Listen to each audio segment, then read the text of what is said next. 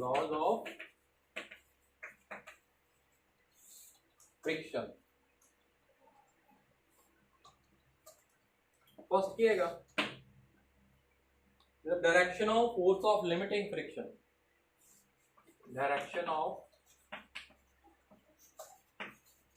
limiting friction is always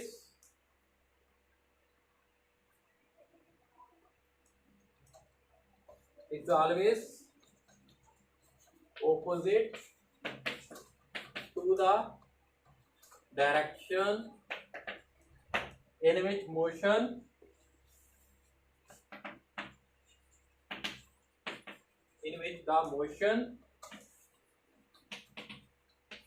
takes place।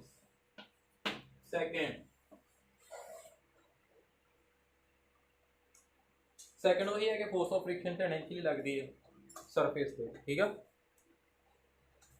टेंडेंशियली act करती है। Third, ਹੁਣ ਤੁਹਾਨੂੰ ਪਤਾ ਜਦੋਂ ਬੋਡੀ ਆ ਦੇਖੋ ਆ ਸਰਫੇਸ ਆ ਇਹਦੇ ਉੱਪਰ ਹੈ ਬੋਡੀ, ਇਹਦਾ ਮਾਸ m, ਡਾਊਨਵਰਡ ਫੋਰਸ ਕਿਹੜੀ ਲੱਗੇਗੀ m ਜੀ। ਹੁਣ ਇਹ ਦੋ ਬੋਡੀ ਇੱਕ ਦੂਜੇ ਦੇ ਨਾਲ ਕੰਟੈਕਟ ਦੇ ਵਿੱਚ ਨੇ, ਇਹ ਸਰਫੇਸ ਇਹ ਬੋਡੀ ਉੱਪਰ ਫੋਰਸ ਕਿੱਧਰ ਨੂੰ ਆਏਗਾ ਉੱਪਰ ਨੂੰ, ਨਾਰਮਲ, ਇਹਨੂੰ ਆਪਾਂ ਕਹਿੰਦੇ ਨਾਰਮਲ ਰਿਐਕਸ਼ਨ। ਕੀ ਕਹਿੰਦੇ ਨਾਰਮਲ ਰਿਐਕਸ਼ਨ, ਇਹਨੂੰ n ਨਾਲ ਡਿਨੋਟ ਕਰ ਲੈਂਦੇ ਆ, r ਨਾਲ ਡਿਨੋਟ ਕਰ, ਬੁੱਕ ਦੇ ਉੱਪਰ r ਨਾਲ ਡਿਨੋਟ ਕੀਤਾ ਹੋਇਆ, n ਨਾਲ ਵੀ ਡਿਨੋਟ ਕਰ ਸਕਦੇ, ठीक है। जो इधर बॉडी मूव कर रही है फ्रिक्शनल फोर्स के बैक इसमें बैक साइड में लगेगी, ऑपोजिट लगेगी ना जिधर मोशन हो रही बॉडी की। जी ਤੁਹਾਡੀ फोर्स ऑफ फ्रिक्शन किहदे डायरेक्टली प्रोपोर्शनल ਹੁੰਦੀ है नॉर्मल रिएक्शन। नॉर्मल ये बहुत इंपॉर्टेंट है, इतने बेस पे न्यूमेरिकल है, हम ਤੁਹਾਡੇ ਸਾਰੇ न्यूमेरिकल इसे घूमने हैं, ठीक है। तो इन्हें जो रिमूव करोगे प्रोपोर्शनैलिटी साइन, सॉरी मैंने स्मॉल एफ ना डिनोट करदा, frictional force equal to constant आ जाएगा, इन्हें म्यू कहांगे आप, एक होएगा मेरा coefficient of friction, coefficient of friction, ठीक है। ये म्यू की वैल्यू सिर्फ एक चीज पे डिपेंड करती है, nature of surfaces, it depends on nature of surfaces. Surface ज्यादा रफ ने ये वैल्यू इंक्रीज हो जाएगी, स्मूथ ने डिक्रीज हो जाएगी, ठीक है। ये एरिया तो इंडिपेंडेंट है, it is independent of, it's value is independent of area of contact, area of contact मतलब ये नहीं जिन्ना मर्जी एरिया, अज मैं चौक लै लीए, छोटा पीस चौक लीए, थोड़े एरिया कॉन्टैक्ट के विच एक लंबा पीस लै लीए, ठीक है। नेचर सेम रहनी सरफेस की, जो कोएफिशिएंट ऑफ फ्रिक्शन की वैल्यू रहेगी सेम रहेगी, ठीक है।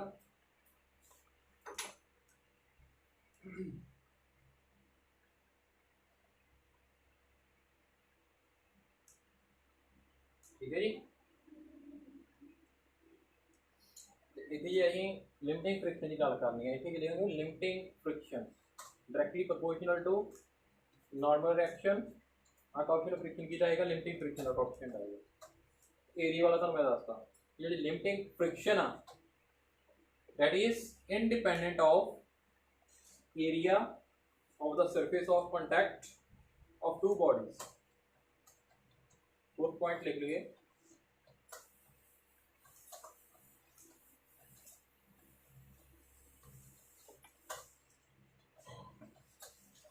fourth point is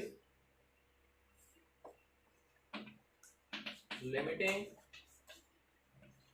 force of friction is independent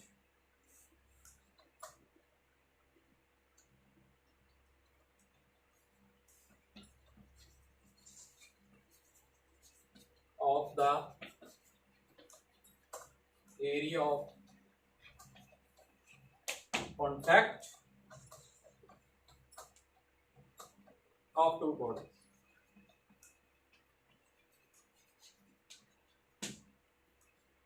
ਇਹਨੂੰ ਇਦਾਂ ਵੀ ਸਮਝ ਸਕਦੇ ਜੀ, ਜਿਵੇਂ ਚੌਕ ਐਗਜ਼ਾਮਪਲ ਤੁਹਾਨੂੰ ਦੱਸ ਚੁੱਕਾ ਪਹਿਲਾਂ ਹੀ। ਨੈਕਸਟ ਹੈਗਾ ਮੇਰਾ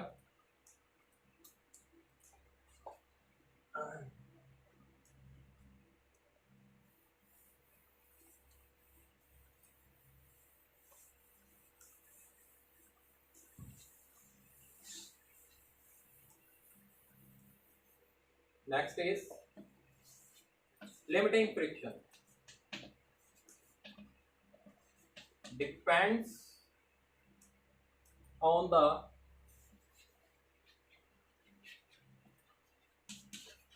nature of surfaces in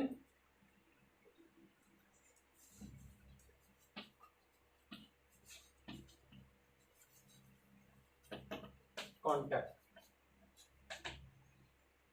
ਇਹਦਾ ਮਤਲਬ ਕੀ ਹੈ? ਦੇਖੋ ਮੈਂ ਆਪਣਾ ਹੈਂਡ ਰੱਖਦਾ, ਮੇਰੇ ਆ ਹੈਂਡ ਦੇ ਵਿੱਚ बोर्ड फ्रिक्शन फोर्स ਇਹਦਾ ਕੋਐਫੀਸ਼ੀਐਂਟ ਲੈ ਲਓ μ1।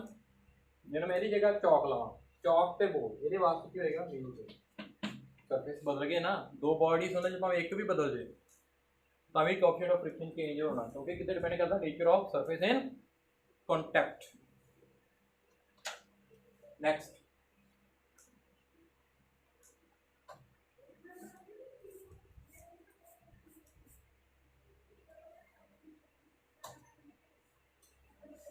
next is sliding friction.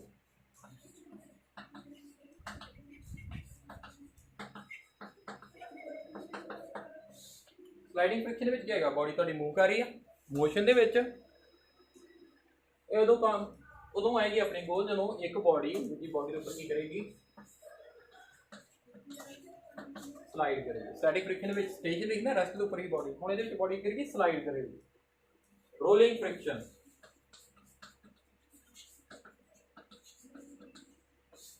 कदों आएगी? जो एक बॉडी रोल करती है over the other surface. Ball ले लो, सरफेस ऊपर रोल कर रही है, ये जी फ्रिक्शन आएगी वो होएगी? Rolling friction. हुण देखो बॉल देखो इधर मूव कर रही है, किधर मूव कर रही है? इधर नूं, इदां बॉल मूव कर रही है। इत्थे बॉल किधर मोशन होएगी? बॉल दी इधर मोशन होएगी। स्टैटिक फ्रिक्शन है रोलिंग फ्रिक्शन वो इधर ਨੂੰ ਲੱਗੇਗੀ, ਠੀਕ ਆ? ਇਸ ਸਾਈਡ ਨੂੰ ਇਹਨੂੰ ਧਿਆਨ ਰੱਖਣਾ। ਕਈ ਵਾਰੀ ਆਪਾਂ ਗਲਤੀ ਕਰਦੇ ਨੇ, ਕਹਿੰਦੇ ਕਿ ਬਾਲ ਤੇ ਅੱਗੇ ਨੂੰ ਮੂਵ ਕਰ ਰਹੀ ਹੈ ਤੇ ਫ੍ਰਿਕਸ਼ਨ ਪਿੱਛੇ ਨੂੰ ਆ ਰਹੀ ਹੈ, ਉਹ ਗਲਤ ਆ। ਇਸ ਪੁਆਇੰਟ ਤੇ ਨੋਟ ਕਰਨਾ, ਇਸ ਪੁਆਇੰਟ ਤੇ ਬਾਲ ਕਿੱਧਰ ਮੂਵ ਕਰ ਰਹੀ ਹੈ? ਬੈਕ ਸਾਈਡ ਨੂੰ ਮੂਵ ਕਰ ਰਹੀ ਹੈ, ਜਦੋਂ ਐ ਘੁੰਮਦੀ ਅੱਗੇ ਨੂੰ ਤੇ ਫ੍ਰਿਕਸ਼ਨ ਕਿੱਧਰ ਨੂੰ ਹੋਏਗੀ? ਅੱਗੇ ਨੂੰ ਹੋਏਗੀ, ਠੀਕ ਆ? Next variation of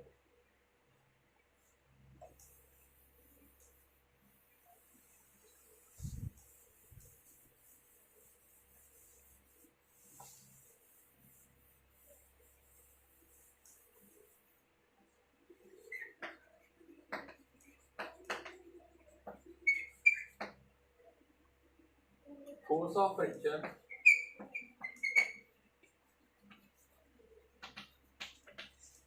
with applied force। ਇਹਦਾ ਗ੍ਰਾਫ ਕਰਾਂਗੇ ਆਪਾਂ, ਤੁਹਾਨੂੰ ਪੂਰੀ ਸਮਝ ਲੱਗ ਜਾਏਗੀ ਹੁਣ।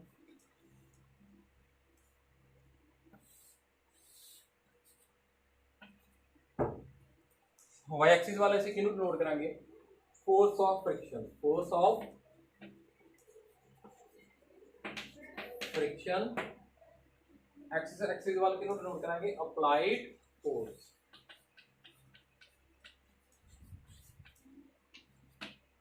देखो इधर ही होएगा जो बॉडी ਨੂੰ मूव करते हैं, मूव करवाने की कोशिश करते हैं, अप्लाइड फोर्स अप्लाई करते हैं बॉडी के ऊपर।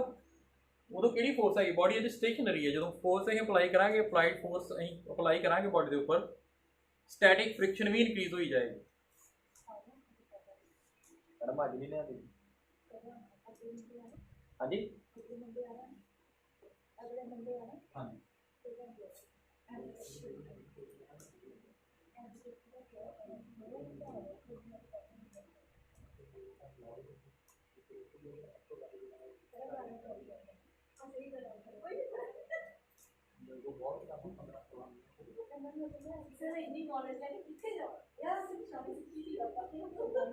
की पता होंदा आपने कितने पहुंचा देना ये सारे देखने वाली लकीर पहली ग्रुप से तो बड़ा इधर देखो अप्लाइड फोर्स अप्लाई कर रहे हैं अपन स्टैटिक फ्रिक्शन भी इंक्रीज कर रही है इतने किहड़ी है ਤੁਹਾਡੀ स्टैटिक फ्रिक्शन ਕਿਹੜੀ फ्रिक्शन है स्टैटिक फ्रिक्शन फोर्स अप्लाई कर रहे हैं स्टैटिक फ्रिक्शन भी इंक्रीज हो रही है डायरेक्टली प्रोपोर्शनल बट एक पॉइंट आएगा मैक्सिमम स्टैटिक फ्रिक्शन मान लो ए थोड़ा ए पॉइंट मैक्सिमम फ्रिक्शन इस तो बाद जो फोर्स तुम अप्लाई करते जे बॉडी कि जाती है मोशन च आ जाती है ठीक है इस तो ए जी फोर्स आ इस तो बाद तुम जी फोर्स अप्लाई करोगे थोड़ी जी फोर्स अप्लाई करोगे बॉडी कि आ जाएगी मोशन के आ जाएगी तो ये ताड़ी मैक्सिमम फ्रिक्शनल फोर्स है इनू आप किहड़ी फ्रिक्शनल फोर्स करांगे limiting friction limiting friction limiting force of friction भी कह देते हैं ठीक है जी सो इस तक बॉडी की हैगी स्टेशनरी बॉडी की हैगी स्टेशनरी हुण इस तो बाद की होएगा अप्लाई करांगे फोर्स और बॉडी की आ जाएगी मोशन च आ जाएगी हुण एंड स्टैटिक फ्रिक्शन है हुण स्टैटिक नहीं रहेगी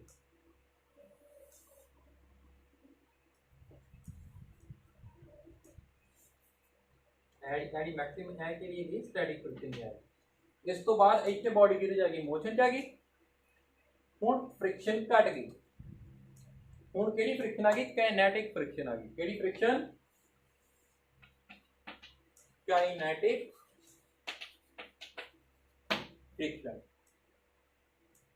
ते काइनेटिक फ्रिक्शन की वैल्यू हमेशा लिमिटिंग फ्रिक्शन तो घट होंदी मीनस जिवें इत्थे कोएफिशिएंट ऑफ फ्रिक्शन लवां म्यू के की दा काइनेटिक फ्रिक्शन का coefficient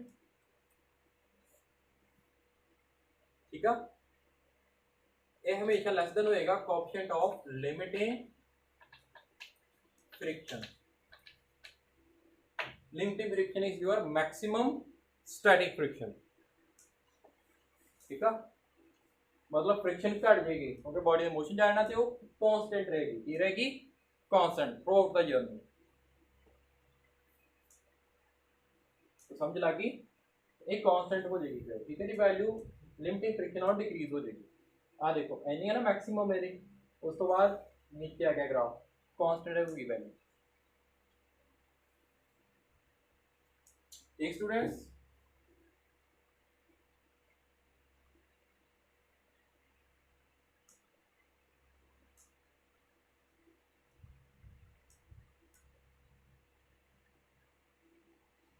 next is coefficient of static friction kinetic friction okay तो ये बेस पे थोड़े न्यूमेरिकल भी करांगे ਆਪਾਂ ਤੁਹਾਨੂੰ ਕੀ ਕਰਾਉਣ ਲੱਗਾ ओके है जी coefficient of static friction ਕੀ ਹੋਏਗਾ ਜਿਹੜੀ static friction ਆ ਇਹ ਫਾਰਮੂਲਾ ਹਮੇਸ਼ਾ ਯਾਦ ਰੱਖਣਾ ਕਿ ਇਹਦੇ ਕੋਲ ਹੋਏਗਾ coefficient of friction into normal ਮੈਂ ਕਰਵਾ ਚੁੱਕਾ ਲਾਅ ਆਫ ਫ੍ਰਿਕਸ਼ਨ ਦੇ ਵਿੱਚ ਕੋਐਫੀਸ਼ੀਐਂਟ ਵੀ ਕਿਹਦਾ ਆਏਗਾ ਸਟੈਟਿਕ ਫ੍ਰਿਕਸ਼ਨ ਦਾ ਹੈ ਠੀਕ ਹੈ ਜੀ ਇਹਦਾ ਤੁਹਾਡਾ ਕੋਐਫੀਸ਼ੀਐਂਟ ਹੈਗਾ ਇਹਦਾ ਤੁਹਾਡਾ ਕੋਐਫੀਸ਼ੀਐਂਟ ਆਫ ਫ੍ਰਿਕਸ਼ਨ ਇਹ ਕੀ ਹੈਗਾ यूनिट लेस है मींस ਇਹਦੇ ਕੋਈ ਵੀ यूनिट्स नहीं है क्योंकि फोर्स ਜਿਹੜੀ फ्रिक्शन फोर्स वो भी फोर्स आ नॉर्मल की है भी ਤੁਹਾਡੀ फोर्स आ जो म्यू ये डायमेंशनस फाइंड करो कि होएगा स्टैटिक फ्रिक्शन ओवर नॉर्मल दोनों डायमेंशन सेम ने यूनिट्स कटे जाएंगे एक ही हो जाएगा डायमेंशनलैस ते यूनिटलेस एक कांस्टेंट वैल्यू होगी ठीक है जी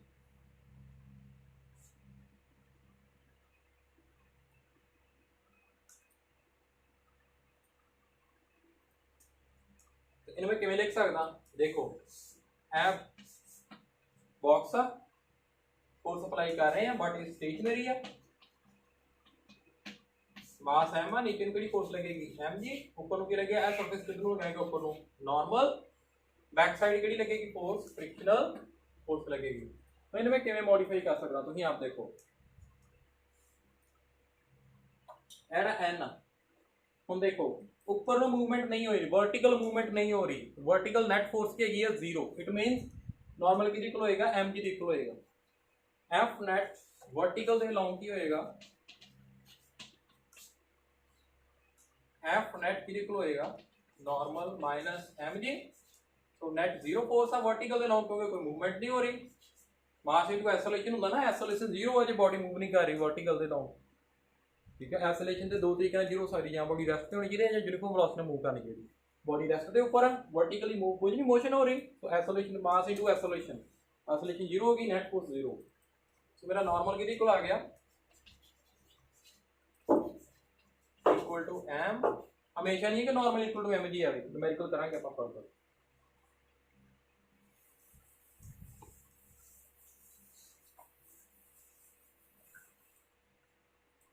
So coefficient of static friction किहदे इक्वल आ गया static friction over normal की वैल्यू कितनी है m जी, हाँ जी जिन्नियां बन गई बस लगे रहना 1 बजे तक, ये टाइम कितना हो गया 11 2 घंटे हो गए। सो है तो आ गया coefficient of static friction.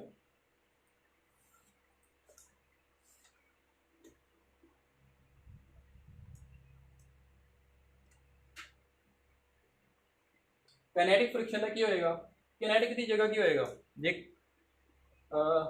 Uh formula same रहेगा, बस ये फ्रिक्शन की आ जाएगी काइनेटिक फ्रिक्शन आ जाएगी, कोएफिशिएंट की आ जाएगी काइनेटिक फ्रिक्शन आ जाएगी। तो फोटो स्टेट करा लेंगे हां कितने म्यू के इनटू नॉर्मल, ठीक है। हुण काइनेटिक फ्रिक्शन विच तुहाडा की होएगा, बॉडी मूव कर रही है, इहदा मास m नीचे नु mg, सरफेस ऊपर नु किहड़ी फोर्स लगाएगा नॉर्मल, बॉडी मूव कर रही, हुण स्टेशनरी नहीं हैगी body. Kinetic friction means friction जिहड़ी कदों लग रही है, जदों बॉडी किहदे च हैगी है मोशन च हैगी, ठीक है। इधर नु फोर्स काइनेटिक फ्रिक्शन इधर नु, ठीक है। हुण देखो वर्टिकली फिर कोई भी मोशन नहीं हो रही, बॉक्स का सीधा मूव कर रहा, हॉरिजॉन्टली मोशन हो रही है पर वर्टिकली मोशन नहीं हो रही, मींस वर्टिकली नेट फोर्स की होगी 0, नॉर्मल की इक्वल होएगा mg इक्वल होएगा। सो मेरा f की इक्वल आ गया म्यू के इनटू m g, मतलब म्यू के की वैल्यू कितनी आएगी f के ओवर m g। एक बच्चे ने क्वेश्चन पूछा सी कि जी फ्रिक्शनल फोर्स का मास के ऊपर डिपेंड कर रही, तो तुम देख ही सकते जे friction mu s into n, n क्या है mg, हमेशा mg के इक्वल नहीं आएगा, मैं तुहानू दस चुका, न्यूमेरिकल करांगे तुहानू तो क्लियर हो जाएगा। मास जितना इंक्रीज करेगा उन्हीं फ्रिक्शन फोर्स इंक्रीज करेगी। हैवी बॉक्स आ, हैवी बॉक्स आ रहे हैं जो फोर्स लगावांगे फ्रिक्शन भी ज़्यादा लगेगी, ठीक है। एक लाइट बॉक्स आ तो फ्रिक्शन फोर्स घट लगेगी, क्यों आ तुम रिलेशन देख लो, म्यू एस एन की इक्वल होगा mg, m the directly proportional हाँ, ठीक है। सो नैक्सट ये कोई न्यूमेरिकल पार्ट कर लेने आप, ठीक है।